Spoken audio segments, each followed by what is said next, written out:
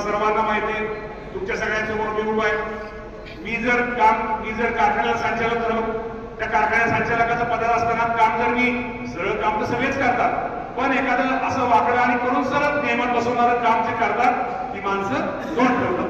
कारखान्यात चांगलं काम केलं, संचालक पण काम केलं, तिथं मला तिथं चेअरमन केलं. बँकेला संचालक पण काम केलं, त्या बँकेचा चेअरमन झालो. जेडपीचा सदस्य झालो, तिथं चांगलं काम केलं, अध्यक्ष झालो. तिथं चांगलं काम केलं, आमदार झालो. तिथं काम केलं, राज्यमंत्री झालो.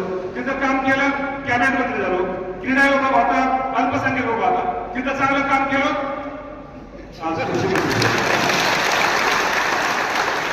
त्यामुळे नेहमी लक्षात ठेवा की शेवटी आणि एक लक्षात ठेवा, कुठलीही गोष्ट काही जादूची काही नसते. आपण आपलं हे काय, मी पण शेतकरी कुटुंबातला मुलगा आहे. मी शेतकरी कुटुंबातला मुलगा आहे. माझ्या घरात कुणी खासदार, आमदार, कुणी झेडपी सदस्य पण सगळं नव्हतं. सुरुवात मीच केली आणि मीच केली आणि मीच तिथे लोकांमध्ये गेलो आणि लोकांमध्ये जी कामं होण्यासारखी लोकांना नेहमी लक्षात ठेवा. लोकांना जर आपण मदत केली, लोकांना जर आपण सहकार्य केलं, लोक कायमची आपली नोंद ठेवतात आणि त्याचं तुम्हाला मी सांगतो, हे खूप पुण्याचं काम आहे.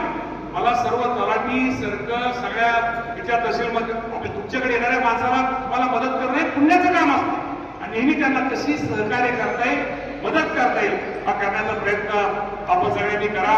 पांढरे साहेबांनी, बनसोडे साहेबांनी या सप्ताहामध्ये तुम्ही काय काय काम करायचं ते करा.